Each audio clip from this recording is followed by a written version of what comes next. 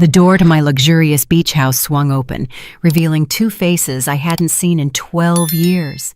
Eleanor, my daughter, and Gregory, her husband, stood before me with forced smiles and eyes filled with a poorly disguised desperation. Their gazes swept quickly over the interior of my new home. The Italian leather furniture, the 70-inch television, the panoramic ocean view that stretched behind me like a living painting of freedom. "Mom," Eleanor murmured, her voice trembling, "we need to talk to you." For 12 long years, these two human beings had erased me from their lives, as if I had never existed. 12 years without a phone call, without a Christmas invitation, without ever meeting my own grandchildren. And now, after I had bought this multi-million-dollar house in cash, they appeared on my doorstep like ghosts from the past, returning only when they caught the scent of money. I watched them in silence, noting every detail of their worn-out appearance. Gregory tried to peek over my shoulder to see more of the interior of my seaside sanctuary. Eleanor wore a faded green dress that had seen better days, and her synthetic leather shoes showed cracks that spoke of financial hardship. Worry lines marked her forehead like furrows in dry earth, and her hands trembled slightly as she awaited my response. "Talk," I repeated with a calmness that surprised even myself. How interesting. After 12 years of absolute silence, now you want to talk. The color drained from their faces as if they had seen a ghost. Gregory cleared his throat uncomfortably, adjusting the wrinkled shirt he was wearing. It was obvious they had come straight from somewhere things hadn't gone as they'd hoped. Their eyes couldn't hide the desperation that had brought them to my door. During all those years of cruel abandonment, I had survived by selling my homemade pies and desserts at the town's farmers market. Every Sunday, while they were probably enjoying lavish family gatherings at expensive restaurants, I was standing under the relentless sun, smiling at strangers who appreciated my baking more than my own blood. My hands had grown rough from the constant work. My back had stooped from carrying heavy baskets filled with sweet hopes. But my pride never completely broke. The aroma of freshly baked desserts still lived in my most cherished memories. Finely ground cinnamon, pure vanilla extract, toasted coconut, browned to the perfect color. Flavors that once filled my home when Eleanor was little and called me the best cook in the whole wide world. Those golden days seemed to belong to another life, to another woman who naively believed that family love was unconditional and eternal. The transformation had begun gradually after Eleanor met Gregory at that company party where she worked as a secretary. At first, he was all charm and calculated courtesy. He would call me his dear mother-in-law, with that smile that never reached his eyes, and praise my Christmas casseroles while secretly planning how to distance Eleanor from my influence. But little by little, I began to notice the subtle changes that seeped into our relationship like a slow poison. When Eleanor mentioned visiting me on weekends, he always had a work emergency that required his immediate attention. When I called in the afternoons to hear her voice, he would answer the phone with an annoyed tone and promise that Eleanor would call me back, which never happened. Messages were mysteriously lost, invitations misplaced, and plans canceled at the last minute for increasingly far-fetched reasons. The exclusions began as accidental oversights that hurt, but which I could forgive. Eleanor's graduation from her MBA program. "Oh, Mom, we thought you already had other, more important plans." The baby shower for her first daughter, my granddaughter, whom I never met. It was something very intimate, just her closest friends from college. That same granddaughter's first communion. "We completely forgot to tell you. Everything was so rushed. You know how these things are." Each excuse stabbed my heart like a dagger wrapped in gift paper with golden bows. I would smile, nod my head, and pretend to understand their reasons perfectly. "Don't worry, my love. Next time will be different." But next time never came, and my phone remained as silent as a tomb in the cemetery where my husband rested. The nights grew longer, the Sundays emptier. I cooked for one, talked to the photographs on the walls, and celebrated my birthdays with a single lonely candle stuck in a small cake I bought from Mr. Peterson's bakery. He always asked about Eleanor, and I always responded with the same lie. She's very busy with her new life, you know how it is. But now, standing on the threshold of my dream house, with the ocean whispering secrets behind me and the salty scent of the sea filling my lungs, I saw them for who they really were. I invited them in with an elegant wave of my hand, watching as their eyes widened at the sight of the luxury that now surrounded me. The Italian marble floor gleamed under the natural light, pouring in through the enormous windows, reflecting their small, nervous figures. Eleanor walked behind Gregory like a shadow, keeping her head down while he appraised every piece of furniture, every work of art, every detail of my new reality with the poorly concealed greed of a professional appraiser. "Sit down," I said, gesturing to the cream-colored leather sofa that had cost more money than they had seen together in years. "I suppose after so much time, you have a lot to tell me." Gregory cleared his throat, adopting that important man posture he always used when he wanted to impress someone. "Annabelle, we know it's been a few years since we've spoken, but 12 years, I interrupted him with a firm voice. "Not a few years, 12 exact years since you decided I didn't exist." Eleanor finally looked up, and I could see tears welling in her eyes, but they no longer moved me as they once had. I had cried too many nights alone to allow her calculated tears to manipulate me now. "Mom, it wasn't our intention. Things got complicated.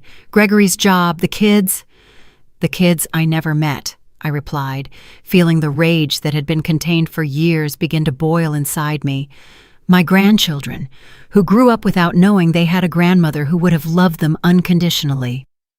During those 12 years of forced exile, I had built a routine that kept me sane. Every morning I got up at 5, preparing my desserts with the same dedication I once put into caring for Eleanor when she was a baby. The pie crust required patience. The exact point of the caramel needed constant attention, and the baking time did not forgive mistakes.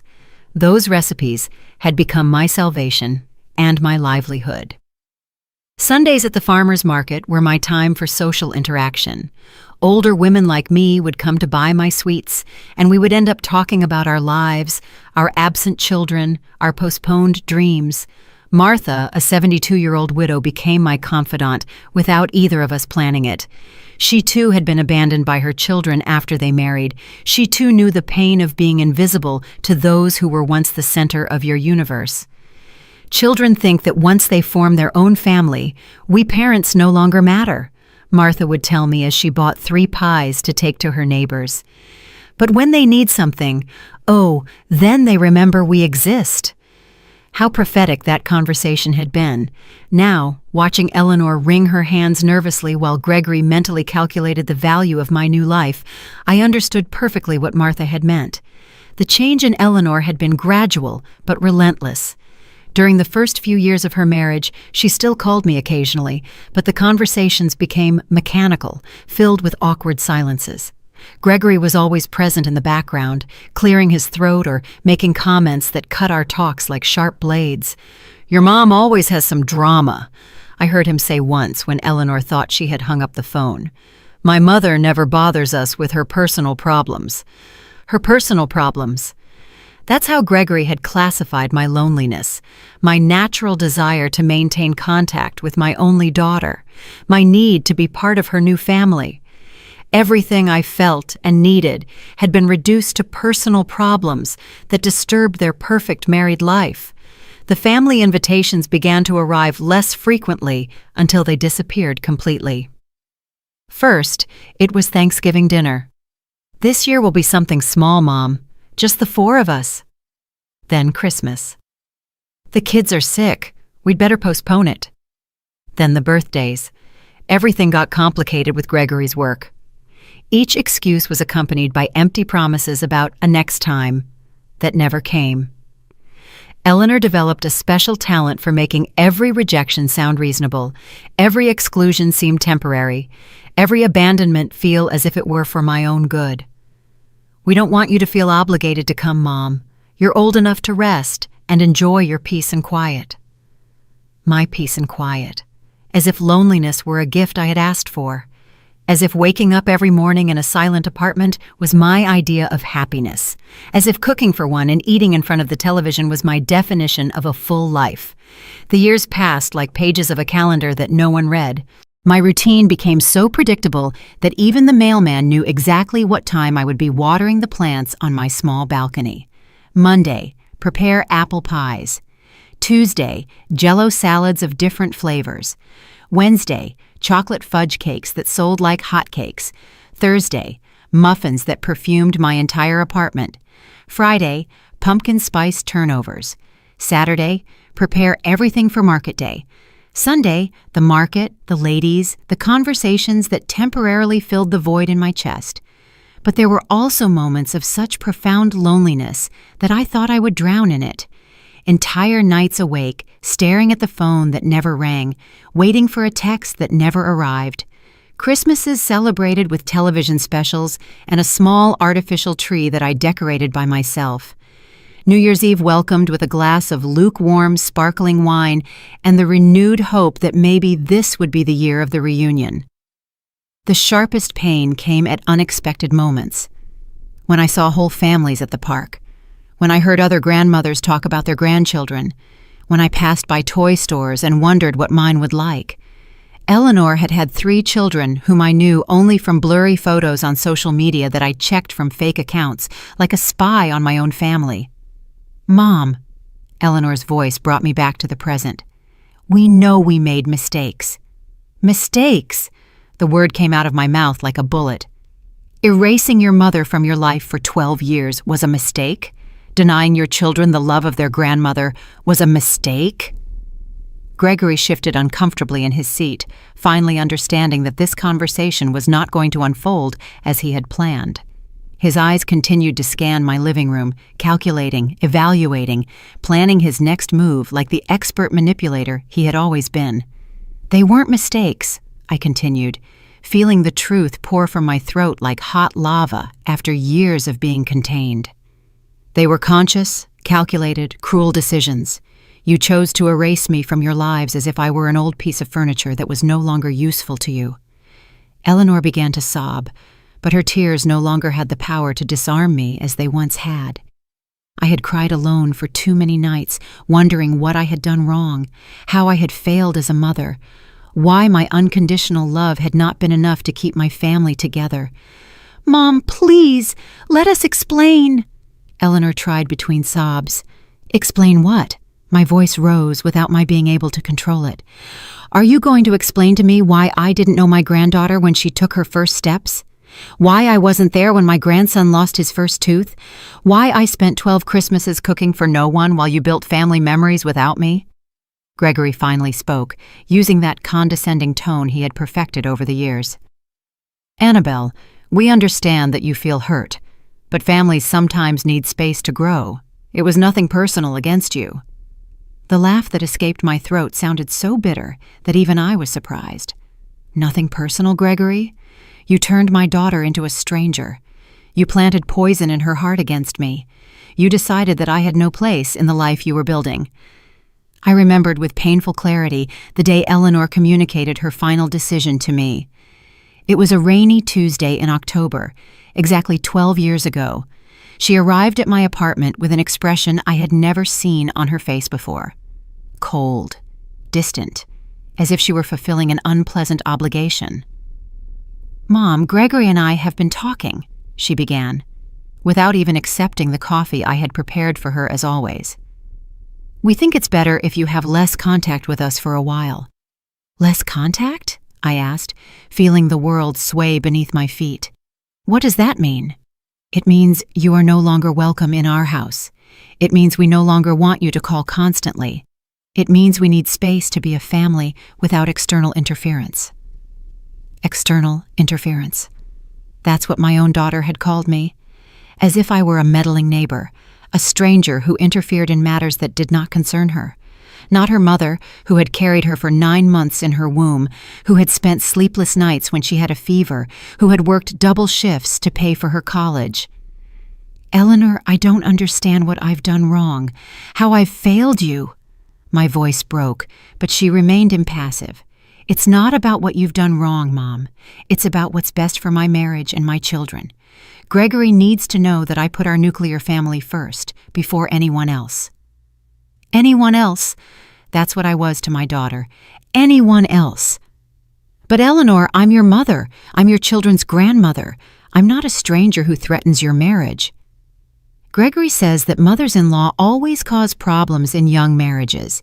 He says it's better to establish clear boundaries from the beginning. Gregory says, Gregory thinks, Gregory needs. At some point, my daughter's voice had become an echo of his. Her thoughts had been replaced by his. Her heart had been reprogrammed to beat to the rhythm he set. And what about what you say, Eleanor? What about what you think? What about your heart? She remained silent for long minutes, and for a moment I thought the daughter I had raised with so much love would return to me. But when she spoke, her voice sounded hollow, rehearsed, as if she were reciting lines from a play. I think Gregory is right. I think it's for the best, for everyone, including you, Mom. You can have your own life without worrying about us. That was the last real conversation we had. After that day, Eleanor became a ghost who occasionally sent me cold, superficial text messages. Hope you're well, Mom. Happy birthday. Happy New Year. Automatic messages, without soul, without love, like the ones a company sends to its customers. The first few months after that breakup were the darkest of my life. I lost weight. I lost sleep. I lost hope. Every morning I woke up hoping it was a nightmare, that Eleanor would call to apologize, that everything would go back to the way it was. But the phone remained silent, and reality grew heavier each day. It was Martha who saved me from sinking completely into depression. She appeared at my door one Sunday morning when I had been in bed for 3 days, without showering, without eating more than saltine crackers and iced tea. Annabelle, get up. You have 2 choices. You can stay here dying in life for a daughter who doesn't deserve you, or you can build a new life that is worthy of you. Her words sounded harsh, but they had the force of truth. That afternoon she helped me clean my apartment, organize my recipes, and plan my new dessert business. If you're going to suffer, she told me as we beat the first batch of pie filling in months, do it while you're doing something productive. And so my new life began. Slowly, painfully, but with determination. Every pie I sold was a step toward emotional independence. Every satisfied customer was a small personal victory. Every dollar I earned was proof that I had value, even if my own daughter didn't see it. Sundays at the market became my weekly therapy. The ladies who bought my desserts became my new chosen family. We shared stories of ungrateful children, of marriages that divided families, of the loneliness of being a mother in a society that discards you when you are no longer useful. My son tells me I'm too dramatic when I complain that he doesn't visit, a lady named Joanna told me while trying my mango jello. But it's not drama, it's real pain. It's the basic human need to feel loved and valued by those you brought into the world. Now, sitting in my living room, which cost more than everything Eleanor and Gregory owned together, I remembered every tear, every sleepless night, every lonely birthday, and I saw them there, small and desperate, looking for something from me after having turned their backs on me for more than a decade. So, after 12 years of silence, I said with a controlled voice, "What exactly brings you to my door?" Gregory and Eleanor exchanged a meaningful look. Finally, he cleared his throat again. "Annabelle, the truth is, we're going through a very difficult time." "A very difficult time." I repeated his words slowly, savoring the irony as if it were bitter honey. What an extraordinary coincidence that you come looking for me just when you have problems, after 12 years of considering my existence irrelevant to your perfect lives. Gregory shifted uncomfortably on the sofa, clearly preparing the speech he had rehearsed during the drive to my house. His eyes avoided mine as he formulated the words he thought would soften my heart. "The construction company went bankrupt 6 months ago," he finally confessed. "We lost all our savings. The house is in foreclosure. Eleanor had to quit her job to take care of the kids because we can't afford daycare. We're living with my parents, but they have financial problems too. Eleanor nodded desperately, as if confirming their misfortune would automatically generate my compassion. Mom, the kids ask why they don't have their own room, why Dad is always angry, why Mom cries at night. We don't know what to do. Ah, I said, leaning back in my Italian leather armchair. So now I'm useful. Now I exist. Now I'm part of the family. How convenient. During those 12 years of ostracism, I had developed a special ability to read between the lines, to detect emotional manipulation, to protect myself from people who only approached when they needed something. The ladies at the market had taught me that children often return to their parents when life hits them, not out of genuine love, but out of pure convenience. "It's not like that, Mom," Eleanor protested, her voice breaking. I've always loved you. I've always thought of you. It was just that the circumstances, I interrupted her with a smile that didn't reach my eyes. Let's talk about circumstances, Eleanor. When your first son had pneumonia 8 years ago and was hospitalized for a week, where was I? When your second son broke his arm playing soccer 5 years ago, did you call me? When your youngest daughter had problems at school last year, did you think to ask her grandmother for advice? Each question was an arrow aimed at the center of her guilt. Eleanor paled with each one because she knew the answer was the same. She hadn't thought of me at any difficult moment in their lives. Only now, when they needed money, when their world was crumbling financially, had they remembered they had a mother. "We knew you had financial problems," Gregory muttered, trying to justify the unjustifiable.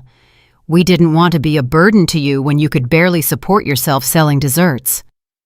The audacity of his comment left me speechless for a moment. Not only had they justified my exclusion because of my poverty, but now they had the nerve to admit it openly, as if it were a valid reason to abandon a loved one. "I see," I said with a calmness that surprised me. "So I wasn't good enough for you when I was poor, but now that you know about my new financial situation, I'm suddenly valuable enough to receive a visit." The truth about my economic transformation was something they couldn't imagine. 3 months ago, while preparing pies for the Sunday sale, I received a call that changed my destiny forever. It was a lawyer from the city informing me of the death of my Aunt Joan, my late father's sister, who had lived in the United States for 50 years without our family knowing much about her. Aunt Joan had been the black sheep of the family, the one who left young in search of the American dream and never returned. For decades, we only received occasional Christmas postcards, but we never really knew how she had fared in life. It turned out she had done extraordinarily well. The inheritance included a house in Los Angeles that sold for $1.5 million, bank accounts with another $500,000, and several investments totaling another $2 million.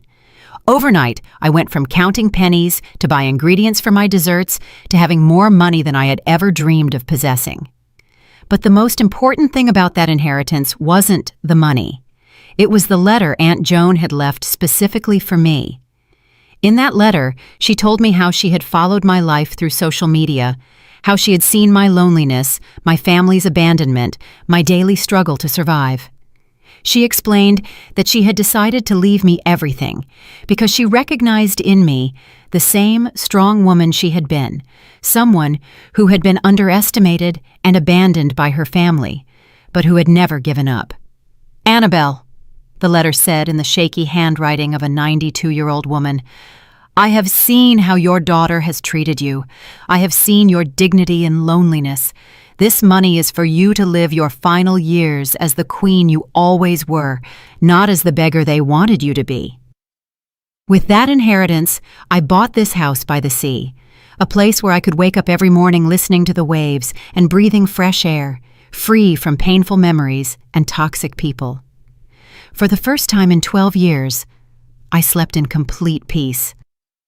"Mom," Eleanor tried to approach me, but I raised my hand to stop her. "I know we made terrible mistakes. I know we hurt you in unforgivable ways, but we're family. Blood." "Blood," I interrupted with a bitter laugh. Eleanor, blood means nothing without respect, without love, without consideration. You turned our family connection into a wet piece of paper that you threw in the trash when it no longer suited you. Gregory leaned forward, adopting a posture of calculated vulnerability that he had probably practiced in front of the mirror. Annabelle, we understand your pain, we understand your anger, but the children are innocent in all of this. They don't deserve to suffer for our mistakes. There it was, the card he had saved for last. The children, my unknown grandchildren, the most powerful emotional manipulation they had in their arsenal. They knew that mentioning the little ones could soften my heart, hardened by years of neglect. The children? I asked, feeling a mixture of pain and rage stir in my chest. The same children who grew up without knowing they had a grandmother who would have loved them unconditionally? The same children who were denied the love, wisdom, and care of their grandmother for all these years? Eleanor began to sob again, but this time her tears seemed genuine, heavy with the weight of real guilt.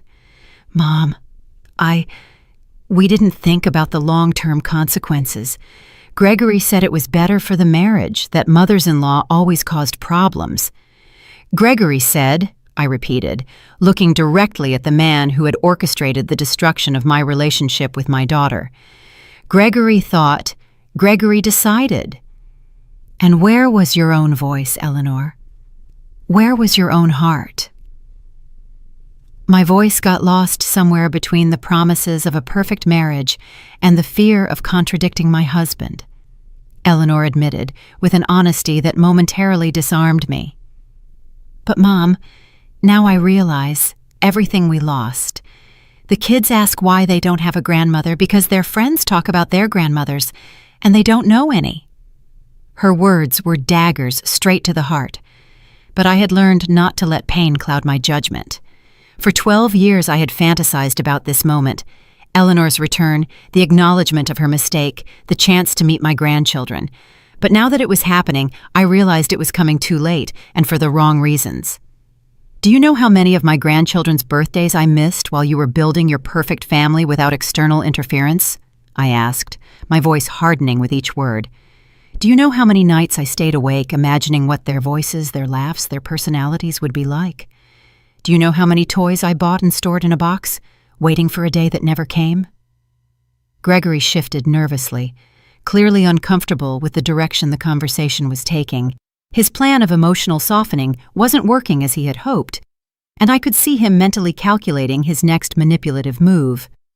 Annabelle, we understand you're hurt, he intervened with that condescending voice he had perfected over the years. But now we can change all that. The children can meet you, they can spend time with you. We can be a family again. A family, I repeated, savoring the irony of his words. You mean the kind of family where the grandmother is welcome only when she has money to solve the problems of irresponsible adults? The house filled with a tense silence. Through the large windows, I could see the ocean waves breaking against the rocks, a constant reminder of my new freedom and my hard-won independence. This place represented everything I had achieved without them, everything I had built from the ashes of my abandonment. During these 3 months living by the sea, I had developed a completely new routine. I woke up each morning to the sound of seagulls, not to the silent cry of loneliness. I prepared my coffee in a kitchen equipped with the best appliances, not in the small space where I used to count every penny for basic ingredients. I walked along the beach at sunset, feeling the sand between my toes and the salty wind in my hair, free from the emotional heaviness I had carried for years. I had also started helping other older women who, like me, had been abandoned by their families. Martha had moved into an apartment near my house, and together we had created a small support group for ladies in similar situations. On Wednesday afternoons, we would gather in my living room to share stories, emotional survival strategies, and of course, my homemade desserts. Freedom, Martha had told me during one of those meetings, is realizing that you don't need the approval of those who hurt you to be happy. Her words had resonated in my heart like a bell of truth. For the first time in decades, I was living for myself, not Not waiting for calls that never came, not cooking for children who didn't visit, not dreaming of family reunions that existed only in my imagination. "Mom," Eleanor approached the edge of my armchair, her eyes red from crying. "I know I don't deserve your forgiveness. I know I don't deserve a second chance, but I swear on my children that if you help us now, things will be different. I will be different." "Different how?" I asked, keeping my voice cold and controlled. "Different until you solve your financial problems and don't need me anymore? Different until Gregory decides again that I'm an interference in his perfect marriage?" Gregory stood up abruptly, finally showing his true nature when he realized his manipulation strategy wasn't working. "Look, Annabelle, I understand you have resentments, but the reality is that we all make mistakes in families.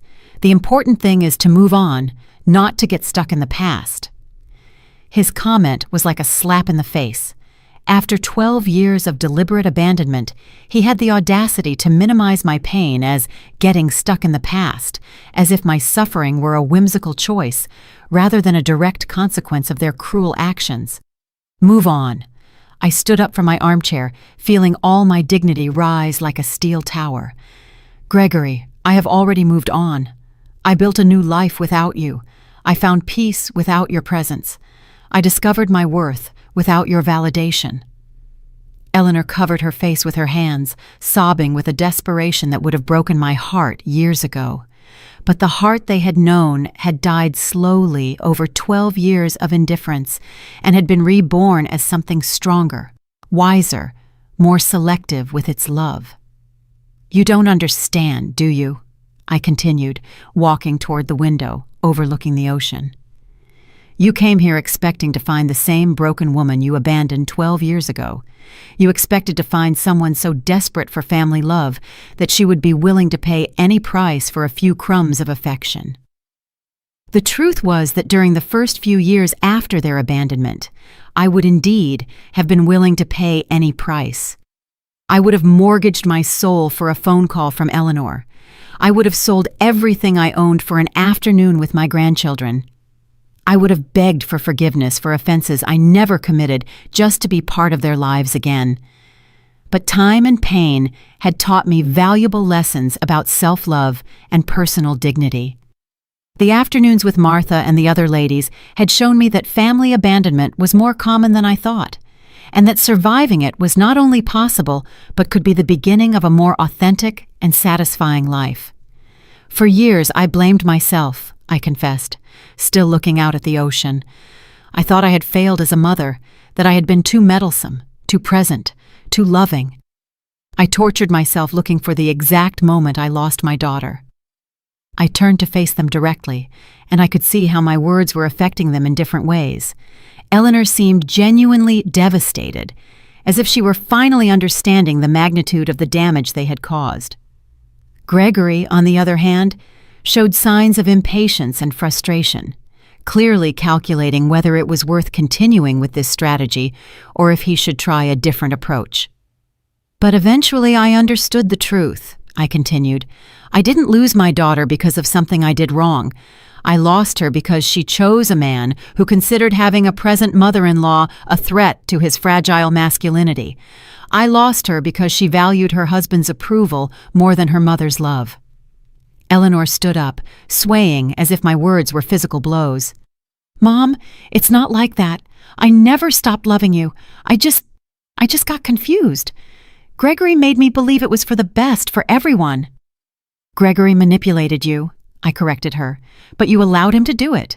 You chose to believe his lies because they were more comfortable than defending your mother. You preferred the artificial peace of a controlling marriage over the discomfort of setting healthy boundaries with your husband." The silence that followed my words was deafening. I could hear the ticking of the wall clock, the distant sound of the waves, Eleanor's agitated breathing. Gregory had adopted that rigid posture he used when he felt cornered, preparing to counterattack or to retreat strategically. "So what do you want from us?" Gregory finally asked, abandoning any pretense of remorse or vulnerability. "Do you want us to grovel? Do you want to humiliate us as revenge for the past?" His question revealed exactly what I had expected. For him, it wasn't about repairing emotional damage or rebuilding family relationships. It was a transaction, a negotiation, where he expected to pay the minimum price necessary to obtain the maximum financial benefit. "I don't want your humiliation, Gregory," I replied with a serenity that surprised me. "What I want is something you probably can't give: genuine respect, unconditional love, and the acknowledgement that you spent 12 years treating me like I was garbage." Eleanor rose from the sofa with trembling movements, approaching me with her hands extended as if she wanted to touch me, but didn't dare. "Mom, I can give you that. I do recognize all the harm we did to you. I've spent these last few months awake at night, remembering every cruel moment, every call I didn't return, every invitation I never sent." "These last few months," I interrupted, noticing the specificity of her confession. "What happened exactly 3 months ago that made you remember you had an abandoned mother?" The color drained from her face, as if she had been caught in a lie. Gregory shot her a warning look, but it was too late. I had detected the inconsistency in her story of spontaneous repentance. We, Eleanor stammered, desperately searching for the right words. "You found out about my inheritance." I completed the sentence for her, feeling all the pieces of the puzzle fall perfectly into place. "Someone told you about my new house, about my new financial situation. That's why you're here. Not for love, not for genuine remorse, but because you discovered that the mother you abandoned now has money." Gregory tried to take control of the situation again, but his mask of vulnerability had cracked completely. "Annabelle, that's not true. Of course we heard about your good fortune, and we're glad to know you're well, but we came—" "Why did you come? Because you're broke," I interrupted with a coldness that cut like a blade. "You came because you desperately need money, and I am your last resort.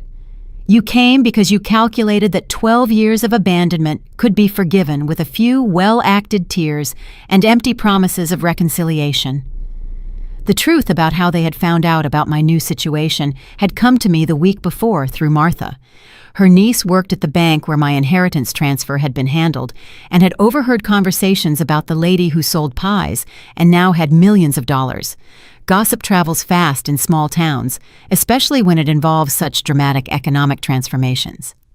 "It was Mr. Peterson from the bakery who told half the town," Martha had explained during one of our coffee afternoons. "He says Eleanor and Gregory have been asking around about you, wanting to know if it's true you got rich overnight." That information had been like a vaccine against any romantic hope I might have harbored for a genuine reunion. When I saw them appear at my door, I already knew exactly why they were there and what they wanted from me. "Mom, yes, we found out about your inheritance," Eleanor finally admitted, tears streaming down her cheeks. "But that doesn't mean we're here just for the money. We're here because we realized we made the biggest mistake of our lives." "You realize now?" I asked, walking to the kitchen and pouring myself a glass of cool water. "You didn't realize during the 12 years I spent crying over your absence? You didn't realize when I spent 3 consecutive Christmases in the hospital with pneumonia because loneliness had weakened my immune system? You didn't realize when I had to sell my wedding jewelry to pay for medication?" Each revelation was a bomb that exploded in the tense silence of my living room. Eleanor knew nothing about my illnesses, my financial crises, the nights I had considered it would be easier to simply not wake up the next day. To her, I had existed in a time bubble, frozen at the moment of her departure, patiently awaiting her eventual return. "We didn't know," Eleanor murmured, but her excuse sounded hollow even to herself. "You didn't know because you never asked," I corrected her. "For 12 years you could have picked up the phone just once to find out how your mother was. You could have sent a text message asking if I needed anything. You could have stopped by my apartment to check if I was still alive." Gregory stood up abruptly, clearly frustrated that his plan of emotional manipulation was not yielding the expected results. "All right, Annabelle, we get it, you're angry. But we're here now. We're here asking for forgiveness, wanting to fix things. Doesn't that count for something?" His question revealed the depth of his misunderstanding of the damage they had caused. For him, forgiveness was something that could be obtained by simply showing up and apologizing, as if 12 years of emotional abandonment could be erased with one uncomfortable conversation. What counts, Gregory, is the moment you decided to come. You didn't come when I needed you. You came when you need me. I walked over to the window overlooking the backyard, where I had planted red roses that were blooming beautifully under the coastal sun. Those roses represented my rebirth, my ability to create beauty even after being cruelly pruned by those who were supposed to care for me. For all these years, I continued without turning to look at them, I developed a very simple philosophy about human relationships. People show you who they really are through their actions, not their words. You showed me that I had no value in your lives when things were going well. Eleanor came up behind me, and I could feel her trembling presence near my shoulder.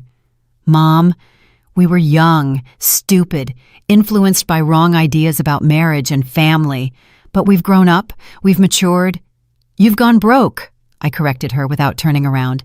You haven't matured, you've gone broke, and now that you need financial help, you suddenly remember you have a mother. The silence that followed was broken by the sound of my phone. It was Martha, probably calling for our weekly gardening session. I let it go to voicemail, but her call reminded me of something important. I had a full and satisfying life without them. I had genuine friendships, purpose, peace of mind. I didn't need validation from people who had treated me like a disposable object. Do you know what the most painful moment of all these years was? I asked, finally turning to face them. It wasn't when you stopped inviting me to celebrations. It wasn't when you stopped calling. It was when I realized that I loved you unconditionally, but your love for me had conditions that you never clearly explained. Eleanor began to sob again, but this time her tears seemed to come from a deeper, more genuine place. Mom, I love you. I've always loved you. It's just that I let others convince me that that love was problematic for my marriage. And now that your marriage is in a financial crisis, I observed, suddenly that love is no longer problematic. How convenient. Gregory had remained silent for the last few minutes, but I could see his mind working, calculating, evaluating, looking for a new angle of attack. He finally spoke, adopting a different tone, more direct and less manipulative. Look, Annabelle, let's be honest here. We need financial help. You have money. We're family, even if we've had problems in the past. Isn't it natural for family to help each other in difficult times? His brutal honesty was almost refreshing after so much poorly acted emotional manipulation. At least now we were speaking clearly about what they really wanted from me. It's interesting that you mentioned the concept of family helping each other, I replied with a smile that was anything but warm. Where was that family philosophy when I was working 14-hour days selling desserts to survive? Where was that family solidarity when I had to choose between buying medicine or food? Do you know what's the most pathetic thing about all this? I continued, feeling years of contained pain transform into a crystalline clarity that cut like a scalpel. That if you had come a year ago, when I was still living in that tiny apartment, when I was still counting coins to buy ingredients, I probably would have welcomed you with open arms. I would have cried with joy. I would have forgiven everything without conditions. I would have cooked for you until I dropped from exhaustion. Eleanor covered her face with her hands, her sobs now accompanied by a body tremor that showed the magnitude of her desperation. Gregory, on the other hand, had adopted a more tense posture, like a cornered animal evaluating its escape options. But the money gave me something I never had during those 12 years of abandonment, I went on, walking slowly through my living room like a judge delivering a sentence. It gave me perspective. It gave me the freedom to choose who deserves to be in my life and who doesn't. It gave me the power to say no without fear of the consequences. During my first few weeks living in this house, I had spent many hours reflecting on this exact possibility. What would I do if Eleanor and Gregory appeared at my door? How would I react? Would I be able to maintain my dignity, or would I crumble at the first opportunity to get my daughter back? Martha had been my counselor during those deep reflections. "Money doesn't change who you are on the inside," she had told me as we drank tea on my new terrace.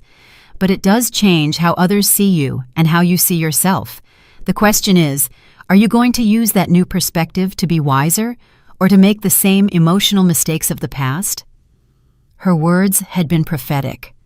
Now, facing the exact scenario we had discussed, I realized that the money had indeed changed me, but not in the way Eleanor and Gregory expected. It hadn't made me more generous with those who had hurt me. It had made me more selective with who deserved my time and my emotional energy. "Mom," Eleanor tried to approach me again, "I understand your anger. I understand your pain. But don't you think everyone deserves a second chance? Don't you think family love can overcome any past mistake?" "A second chance," I repeated, savoring the irony of her words. "Eleanor, you had thousands of opportunities over 12 years to rectify your mistake. Every day you woke up was an opportunity to call your mother. Every birthday, every Christmas, every Mother's Day was an opportunity to remember that you had a family that loved you unconditionally." Gregory shifted restlessly, clearly calculating whether he should intervene or let Eleanor continue with her strategy of emotional appeal. His eyes continued to scan my house, evaluating, calculating, probably estimating how much money he might need to solve his problems, and how much they could ask me for without seeming too greedy. "The difference between a second chance and a 100th chance," I continued, "is that second chances are given out of love. 100th chances are given out of desperation. You are not here for love. You are here for financial desperation." Eleanor slumped onto the sofa as if my words had been physical blows. "You're right," she murmured in a broken voice. "You're absolutely right. We are terrible hypocrites. We are selfish.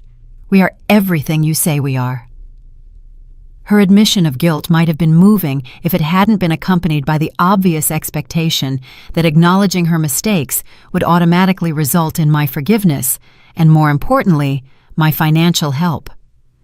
"Acknowledging your mistakes is only the first step, Eleanor," I explained with the patience of a teacher explaining basic concepts to a slow student. "The second step is accepting the consequences of those mistakes.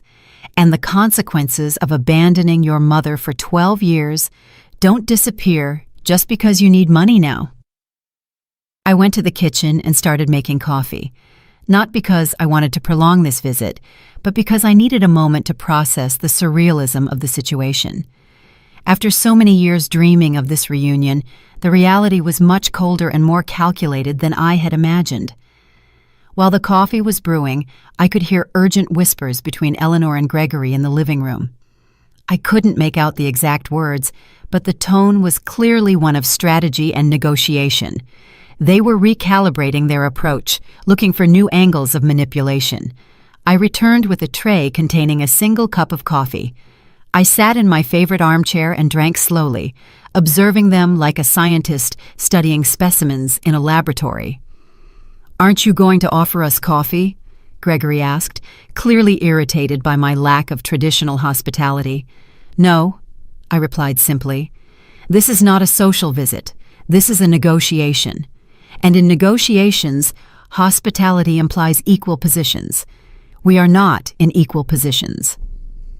Eleanor seemed genuinely hurt by my coldness, but Gregory showed an expression of reluctant respect, as if he were finally understanding that the woman in front of him was not the same one they had abandoned 12 years ago.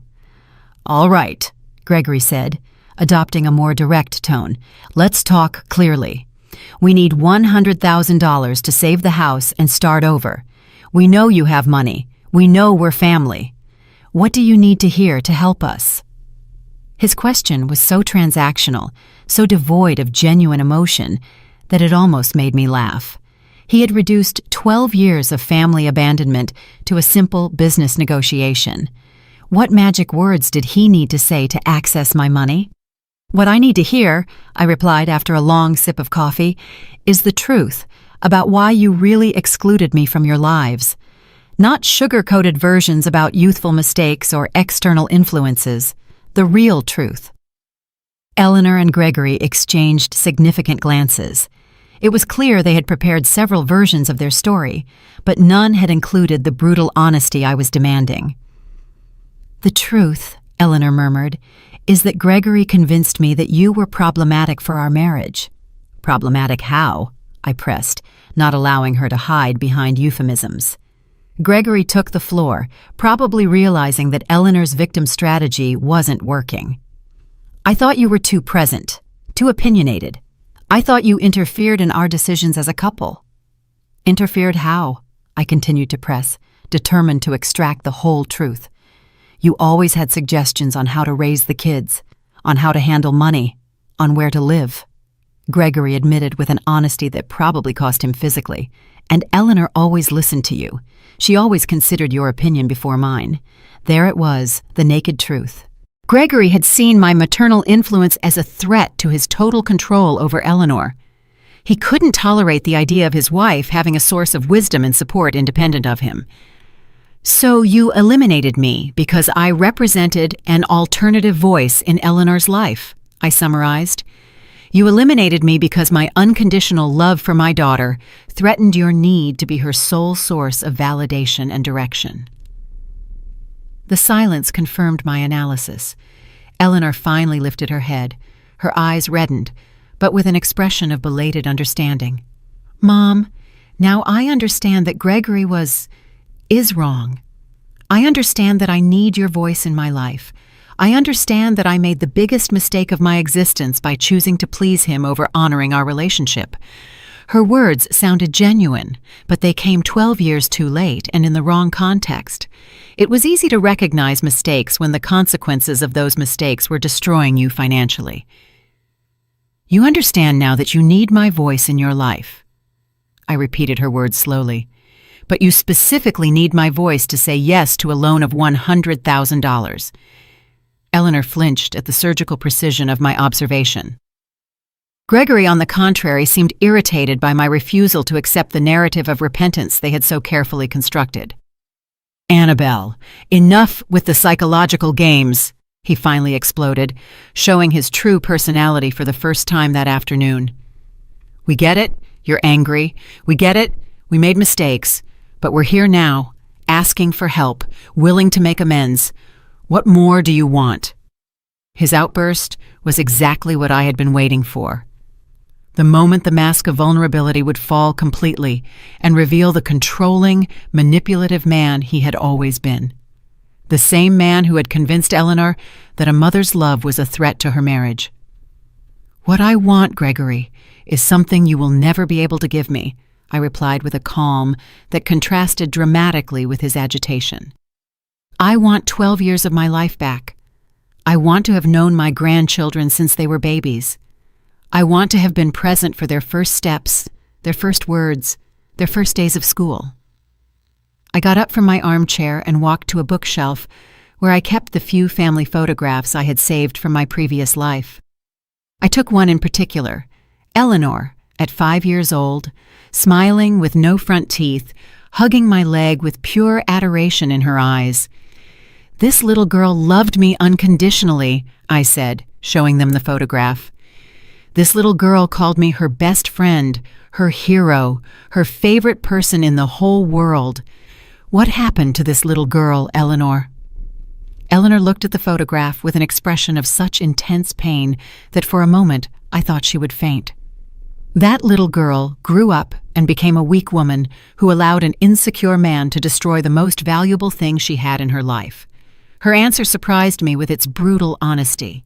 It was the first time all afternoon that she had shown a real understanding of the magnitude of what she had lost, not just what she needed to recover to solve her current problems.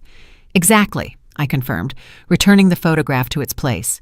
"And now that weak woman comes looking for the mother she abandoned, not because she has found her strength and her independent voice, but because she needs money." Gregory stood up abruptly, clearly frustrated with the direction of the conversation. "You know what, Annabelle? Maybe you were right from the beginning. Maybe you are too dramatic, too complicated. Maybe it was for the best that we got away from all this emotional drama." His words were like an unexpected gift.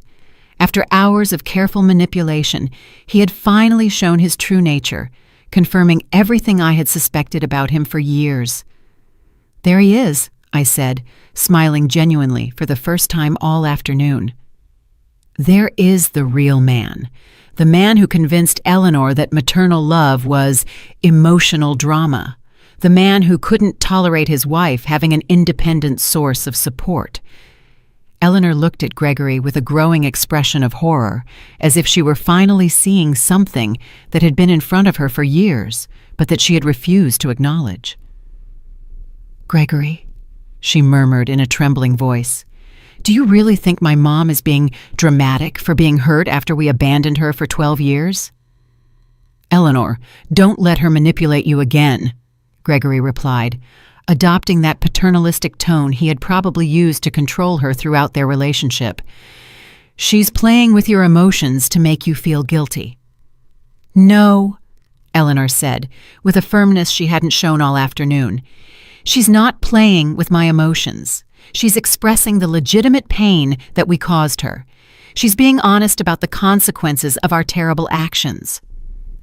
I watched this exchange with the interest of a spectator watching a play I knew by heart. It was fascinating to see how financial desperation had begun to crack the power dynamic that Gregory had so carefully built over the years. "Eleanor," I said softly, "do you realize that even now, in this moment of crisis, your husband is more concerned with controlling your reaction than with repairing the damage they did to me?" Eleanor turned to look at Gregory with new eyes, as if she were seeing a stranger. "You're right," she murmured. "Even now he's more concerned with being right than with doing the right thing." "Eleanor, don't get confused," Gregory insisted, but his voice had lost the confident authority it had maintained for years. "We need to focus on solving our problems, not on relitigating the past." "Our problems," I repeated, noting the specific choice of words. "Gregory, your financial problems are not my problems. Your bankruptcy is not my responsibility. Your inability to maintain a successful business is not something I should solve." The room filled with a tense silence as my words settled into the reality of the situation. Eleanor seemed to be experiencing a sort of belated awakening, while Gregory clearly struggled between different manipulation strategies. "Besides," I continued, "even if I decided to help you financially, what guarantee would I have that you wouldn't disappear from my life again once your problems are solved?" Eleanor opened her mouth to protest, but closed it when she realized she had no convincing answer. The truth was, there was no guarantee, and everyone in that room knew it. "During these 3 months living here," I continued, "I have developed a beautiful and peaceful routine. I wake up when I want. I eat what I please. I watch the sunsets from my terrace. I read books I always wanted to read. I help other women who have gone through experiences similar to mine." I approached the window again, watching the waves that broke rhythmically against the rocks. I have discovered that peace of mind is priceless. I have learned that chosen solitude is infinitely superior to toxic company. "Mom," Eleanor came up from behind, her voice barely a whisper. "What do I have to do to earn your forgiveness? What do I have to do to win back your love?" I turned to face her, seeing in her eyes a desperation that went beyond the financial crisis. For the first time, she seemed to be understanding that she had lost something much more valuable than money or property. "Eleanor," I said with a deep sadness I hadn't expected to feel, "my forgiveness is not for sale, and my love was never lost. The problem is that you turned our relationship into a business transaction the day you decided I was only valuable when I was useful to you." Gregory, seeing that he was losing control of the situation, tried one last desperate approach. "Annabelle, if you don't help us, the children are going to suffer. They're going to lose their home. They're going to have to change schools. They're going to live in poverty. Can you really sleep peacefully knowing that your own grandchildren are suffering?" His final appeal was the card he had saved for the last moment, guilt related to the well-being of the children. It was a calculated strategy to touch the most sensitive nerve of any grandmother. Gregory, I replied with a serenity that surprised me.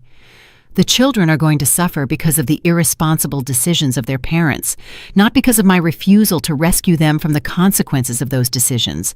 You created this crisis, didn't you? Not me.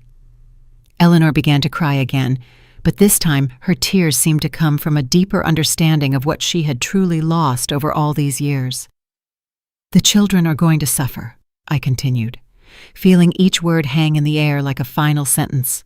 But they are going to suffer the consequences of having parents who prioritized pride over family love, who chose control over connection, who considered money more important than relationships. Eleanor completely collapsed onto the sofa, sobbing with an intensity that would have broken my heart years ago. But the heart that beat in my chest now had been forged in the fire of 12 years of abandonment and had emerged stronger, wiser, more selective. "Mom," she whispered through her tears, "what can I do? Tell me, what can I do to fix this?" "Eleanor," I replied with a deep but serene sadness, "some things in life can't be fixed. Some decisions have permanent consequences. You decided that I wasn't valuable enough to keep in your lives when everything was going well. You can't expect me to now consider you valuable enough to rescue you when everything is going wrong." Gregory stood up with brusque movements, his frustration finally overflowing into pure anger. "You know what, Annabelle? You're right. You were a mistake from the beginning. You were a constant interference in our marriage. Eleanor is better off without your drama, without your constant need for attention, without your emotional manipulation." His words were like a final gift of clarity. After hours of masks and manipulation, he had finally shown his true essence. A man so insecure that he needed to isolate his wife from all sources of love and support to feel powerful. "Thank you, Gregory," I said with a genuine smile. "Thank you for confirming exactly who you are and why I made the right decision by not helping you." Eleanor looked at her husband with an expression of horror and belated understanding. "Gregory, did you really just call my mother's legitimate pain drama? Did you really just confirm that you manipulated me to push her away?" "Eleanor, don't let her confuse you with her mind games," Gregory insisted, but his voice had lost all authority.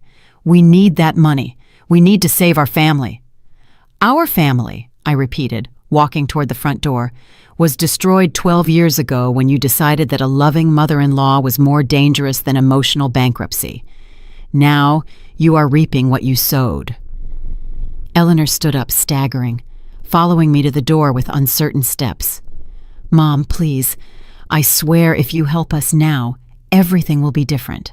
I will be different. I will set boundaries with Gregory. I will defend our relationship." "Eleanor," I said, placing my hand on the doorknob, "you are promising to be different under extreme financial pressure. You are promising changes you haven't managed to make in 12 years of marriage.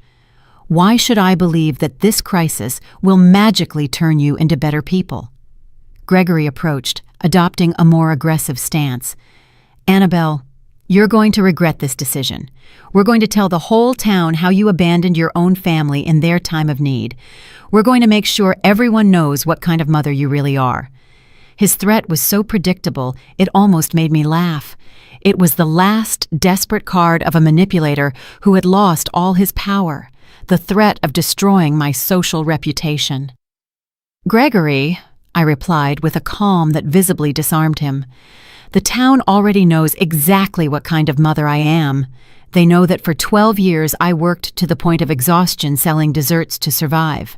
They know I never spoke ill of you despite your abandonment. They know I maintained my dignity even in poverty." I opened the door wide, feeling the sea breeze fill my home with fresh, purifying air. What they are going to discover now is what kind of children and son-in-law you are. They are going to discover how you treated a loving mother for 12 years and how you only showed up at her door when you needed money. Eleanor stopped at the threshold, turning to look at me one last time. In her eyes, I saw something I hadn't seen in years. Respect. Respect mixed with pain, with regret, with a belated understanding of what she had lost. "Mom," she murmured, "I hope one day you can forgive us. I hope one day we can find a way to heal all this damage." "Eleanor," I replied, with a sadness that spanned decades of pain, "forgiveness is not about forgetting the past. It's about freeing yourself from the weight of resentment. I have already freed myself. What you need is not my forgiveness. It's to learn to live with the consequences of your decisions." Gregory left first, clearly furious and defeated. Eleanor followed him slowly, turning back several times as if she wanted to say something more, but the words never came. I watched them walk to their old, battered car, their small, insignificant figures against the backdrop of the infinite ocean. After 12 years, they had finally left my life in the same way they had entered it, seeking something for themselves, without offering anything genuine in return. I closed the door gently and returned to my living room, where the silence felt like a blessing. There were no shouts, no manipulation, no emotional drama, just peace. I poured myself a glass of white wine that I had been saving for a special occasion and went out to my terrace. The sun was beginning to set, painting the sky in shades of gold and pink that reflected on the calm waves. My phone rang. It was Martha. "How did it go with the unexpected visitors?" she asked with the wisdom of someone who had been through similar experiences. "Exactly as we expected," I replied, taking a sip of wine and feeling peace settle into my bones. "They came for money, not for love. They confirmed everything we already knew about them." "And how do you feel?" I reflected on her question as I watched a seagull glide gracefully over the waves. "I feel free, Martha.